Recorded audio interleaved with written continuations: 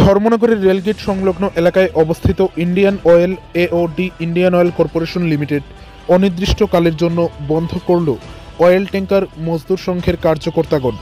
6ই ফেব্রুয়ারি বৃহস্পতিবার দুপুর আনুমানিক 3টা নাগাদ এমনই দৃশ্য পরিলক্ষিত হয় উত্তর ত্রিপুরা জেলার জেলা সদর ধর্মনগর শহরের রেলগেট সংলগ্ন এলাকায় অবস্থিত Indian oil AOD Indian oil corporation লিমিটেডে। উল্লেখ্য, দীর্ঘদিন ধরেই মজদুর সংঘের দলীয় গোষ্ঠী কোন্দল চলে আসছে। একে কেন্দ্র করে বুধবার ধর্মনগরে বটরশি এলাকায় এক উত্তপ্ত পরিবেশের সৃষ্টি হয়। আক্রমণ পাল্টা আক্রমণে একাধিক মজদুর সংঘের কার্যকর্তারা আহত হয়।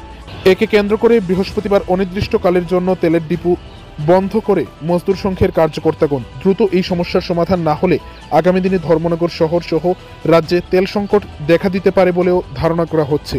পাশাপাশি বৃহস্পতিবার সকালবেলা থেকেই অনির্দিষ্টকালের জন্য অয়েল ট্যাঙ্কার মজদুর সংঘের যান শ্রমিকরা বন্ধের ডাক দেন।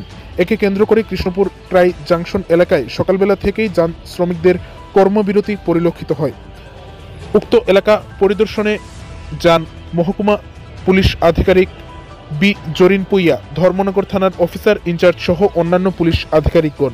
এই ঘটনাগুলিকে কেন্দ্র করে গোটা শহরে বর্তমানে পুলিশ প্রশাসন ব্যাপকভাবে নেমেছে।